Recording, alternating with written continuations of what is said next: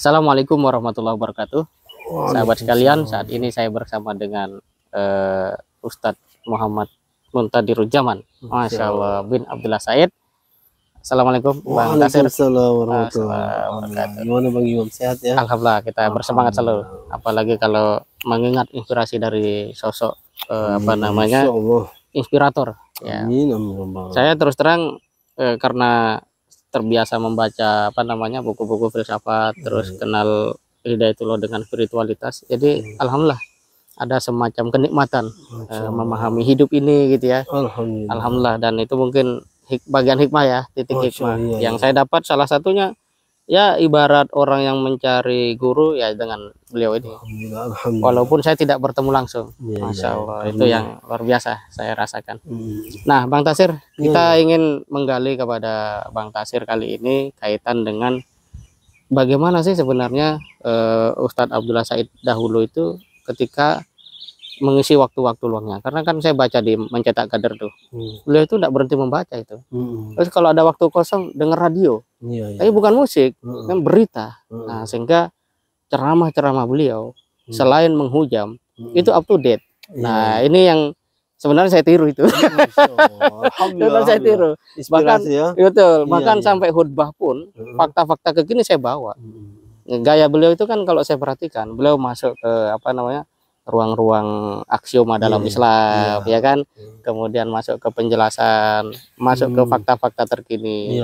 Misalnya ini, saking senangnya ya kan, saya temukan cara itu. Lo bicara tentang ruhani yang haus. Ruhani yang haus ini bagi masyarakat waktu itu agak sulit dipahami. Akhirnya dimasukkanlah nama Hitler, Napoleon Bonaparte, gitu kan, yang ternyata mereka juga haus ternyata secara spiritual. Nah ini seperti apa Bang Tasir menangkap sosok Ustadz Abdullah Said dalam hal membaca, memanfaatkan waktu luang dan seterusnya? Oh, jadi dalam hal memanfaatkan waktu luang. Ya. Alhamdulillah kami pada saat beliau masih hidup ya, kami masih dalam masa-masa kecil ya. Tapi masa kecil kami itu sudah mendapatkan inspirasi dari rutinitas beliau. Jadi kesan beliau itu bagi kami yang kecil itu sudah berefek. Padahal itu bukan langsung diajarkan seperti orang tua mengajarkan ke anaknya. Tapi efek rutinitas beliau mungkin itu salah satu asbab keberkahan. Jadi mungkin ini salah satu bisa jadi rumus bahwa apa yang kita lakukan untuk Allah, maka keberkahan itu akan berefek untuk anak. Walaupun dianggap kayak tidak memperhatikan, padahal dengan menjaga otomatis dia menjaga hak-hak anak juga. Jadi salah satunya itu yang kami dapatkan dengan jadi kami melihat rutinitas beliau, hobi beliau membaca dan aktif dalam pergerakan menjayakan Islam ini di situ salah satunya. Jadi berefek dengan lingkungan yang beliau bangun. Jadi beliau membaca bukan hanya membahasakan di forum-forum, tapi beliau membaca dan beliau betul-betul menyiapkan lahan untuk mempraktekkan apa yang dia dapat, ilmu yang dia dapat. Gun tembak ini makanya beliau pusat peradaban, karena apa yang beliau baca itu betul-betul menjadi inspirasi bagi gun tembak. Dan efeknya bagi anak-anaknya, ya efeknya gun tembak ini berefek langsung. Jadi Bang Tasir sering ya melihat beliau membaca di rumah itu? Iya, tapi kami itu ada juga perasaan takut juga ketika beliau fokus membaca perpustakaan di Karangbugis. Jadi kami kalau dulu orang Jakarta itu liburannya ke Ancol atau ke Taman Mini, bagi saya sebagai anak-anak itu liburannya ke Karangbugis sudah liburan. Jadi berangkat Karangbugis itu liburan kayak ke Ancol. Padahal itu cuma ke kantornya Bapak.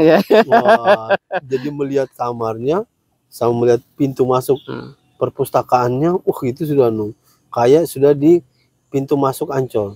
Kalau masuk ke perpustakaan itu kayak sudah di Ancol. Kayak sudah Taman Mini, kayak di Dupan. Jadi masuk itu kayak berada di dunia lain. Walaupun sebenarnya lebih dari itu ya. Lebih dari sekedar ke Ancol. Iya, lebih. Jadi masuk itu langsung ada buku-buku, buku-buku, ada juga buku beliau itu yang cerita-cerita.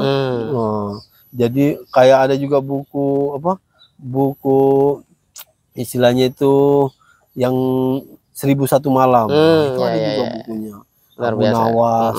Jadi kita cari-cari yang buku itu. Ada juga buku-buku yang lain yang masuk Jadi beliau nyambung semua hal, dalam hal candaan bagi anak muda, dalam hal komunikasi bagi pejabat, itu semua bisa nyambung karena semua materi-materi kehidupan dia sempat baca dan memorinya itu terekam. Itu yang saya nangkep dari kebiasaan beliau membaca. Jadi ada sarana untuk mempraktekkan apa yang Allah kasih terkait ilmu. Masya Allah. Kadang orang sudah gelisah sama kehidupan dunia, jadi ceramahnya berapi-api. Tapi ketika jamaahnya menanya, terus apa buktinya kamu lakukan? Dia cuma menyalahkan keadaan masa kini dan memberikan saran untuk kesuksesan masa depan. Tapi ketika jamaahnya bertanya, terus apa yang telah kamu lakukan? Ya dia lakukan cuma ceramah. Tapi kalau Ustaz Said, makanya dulu santri itu berani ceramah walaupun tidak pernah belajar. Mesti cuma kerja. Orang bingung kenapa? Karena kata almarhum, kalian kalau pergi berdakwah, ceramahkan apa yang kamu nikmati di Gunung Tembak. Walaupun kamu udah tahu ilmunya. Contohnya sholat. Wah, sholat lama kan. Jadi mereka sholat lama, terasa beda banget. Sampai setengah jam sholat duhur, Wah, sholat lain dari jam 12 malam sampai subuh. Itu ada alasan spesial. Jadi mereka ceramah, sholat yang lama sungguh. Jadi mereka membahasakan apa yang mereka kayak membahasakan pedasnya Lombok. Ketika ditanya sama jamaahnya, Pak Ustadz, padahal santri alia, Pak Ustadz gimana cara sholat? Para santri enak jawabnya, bukan jelaskan dalil-dalil, tapi mereka langsung bilang begini, silakan Bapak ke pesantren Hidayatullah Gunung Tembak. Nanti Bapak akan dapatkan secara sempurna penjelasan di sana. Jadi di sini ustadz-ustadz yang siap menyambut para jamaah yang benar ceramahnya santri. Santri cuma membahasakan apa yang dia rasakan, nikmatnya sholat, nikmatnya berjuang. Jadinya ceramah kan nikmatnya menggali empang, nikmatnya mengecor. Ketika mereka nanya bagaimana itu kok nikmat, Bapak silakan datang. Jadi itu yang kami dapat. Bang Tasir pernah nggak secara khusus diminta atau didorong oleh Ustadz Abdullah Said, ayo Tasir baca gitu kan, atau baca buku ini, Anda pernah nggak seperti itu? Kalau dorongan itu beliau tahu memahami kultur kami sebagai anak kecil kan, dan jadi beliau memahami betul-betul keadaan orang yang mau diajak komunikasi. Jadi dia bukan hanya ini baca penting, jadi biar anak-anak disuruh, enggak, dia bagi kami aja, dan itu efeknya sampai sekarang salah satunya melihat perpustakaan itu sudah jadi renungan, jadi inspirasi, bisa membaca. Contohnya beliau itu penugasan cabang-cabang itu berbeda-beda yang beliau tugaskan. Jadi kalau yang ke Sumatera, cabang perwujudan Sumatera, yang ditugaskan itu para guru di Gunung Tembak. Yang ke Jawa yang ditugaskan itu adalah para kaum muda yang mau melanjutkan kuliah. Yang di Kalimantan ditugaskan adalah para petugas pondok yang bisa mendekati pejabat-pejabat. Yang ditugaskan ke Makassar adalah para pergerakan mahasiswa, pemuda-pemuda pergerakan. Dan yang ditugaskan di Papua adalah para KMM yang membangun gedung di sini. Jadi masing-masing dia tahu. Karena di Papua dilihat cuma bisa bikin pesantren, sudah itu sukses. Di Sumatera pusatnya para guru, para guru. Jadi beliau yang saya tangkap selama hidup saya bersama beliau, dan inspirasi di tulisan-tulisan beliau, bahwa beliau bisa membaca keadaan untuk menempatkan sesuatu. Luar biasa. Terakhir nih Bang Tasir, apa pesan dari Allahyarham kepada Bang Tasir yang itu kalau Bang Tasir cerita, semua anak-anak muda Islam Indonesia maupun dunia yang mereka tahu bahasa Indonesia itu mengerti bahwa dia harus bergairah dalam perjuangan. Apa itu? Kalau saya terkait hidup saya, jadi beliau meninggal itu saya kelas 6 SD. Masya Allah. Tapi ada pesan beliau, kenapa? Pesan beliau itu ketika saya tinggal di Madinah. Jadi beliau sudah meninggal. Tapi saya 3 tahun di Madinah. Itu malam terakhir mau balik ke Indonesia. Malam terakhir mau balik ke Indonesia, mimpi sama beliau.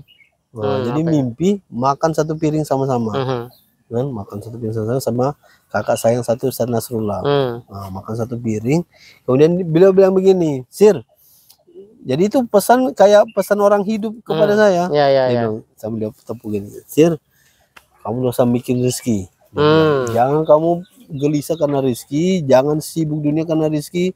Itu yang saya tangkap. Ya, Bu, jangan kamu bikin rezekimu ya. Oh, siap, Pak. Sudah. Jadi balik ke sini, saya tidak mau mikir rezeki.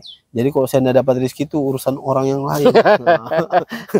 Tapi inspirasi maksudnya dia menitipkan anak beliau itu bukan untuk mencari rezeki. Jadi ada spirit Allah yarham kepada anak beliau, darahnya, ada spirit di dalam ruhnya, itu yang memang ada yang belum tergali mungkin. Jadi ini tugasnya jamaah bersahabat begini adalah menggali potensi.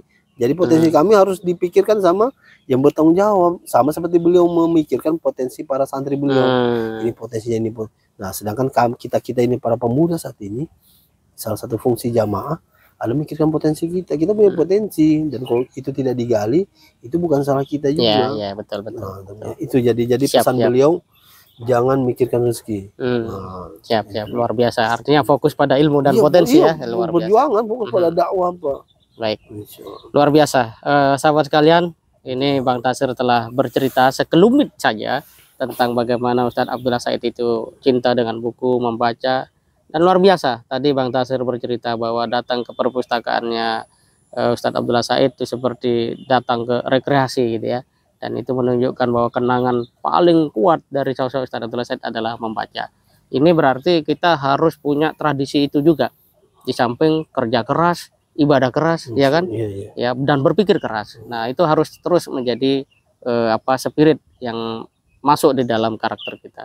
Yang kedua, seorang itu tidak hanya berhenti membaca, tapi juga mampu ya membidikkan bacaan-bacaannya itu untuk kemajuan dakwah. Dan itu luar biasa tadi diceritakan, orang KMM ke Papua, ada yang Sumatera, yang ke Sulawesi Selatan, Makassar itu adalah aktivis pergerakan.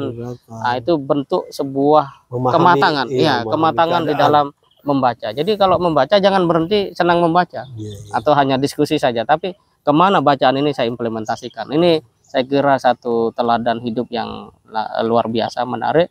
Dan yang paling penting tadi terakhir, bahwa hidup ini jangan selalu risau soal rezeki, tapi risaulah apa manfaat yang bisa kita berikan. Nah, tadi nasihat Ustadz Abdullah Said pada Bang Tasir ya, salah satunya bahwa Bang Tasir harus sibuk berkarya. Nah, jangan sibuk kepada hal-hal yang tidak perlu dirisaukan. Dan terakhir saya ingin kutipkan buku ini. Kawan-kawan bisa datang ke Gunung Tembak nanti beli ke Bang Tasir, 78.000. Saya mau kutip satu quote. Tidak ada menit tanpa perjuangan, siapa yang siap itu yang jaya. Siapa yang santai pasti binasa, itu sudah aksioma. Maka ayo bersemangat, manfaatkan waktu muda dengan sebaik-baiknya, membaca sebagai amal pertama, ya kan?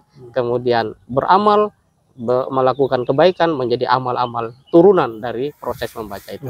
Terima kasih banyak Bang Tasir. Barakallahu fikum. Semoga buku ini menjadi barokah, manfaat dan amal jariah, dan menjadi sebab kejayaan kader-kader muda Hidayatullah dan umat Islam. Terima kasih. Assalamualaikum warahmatullahi wabarakatuh. Waalaikumsalam warahmatullahi wabarakatuh.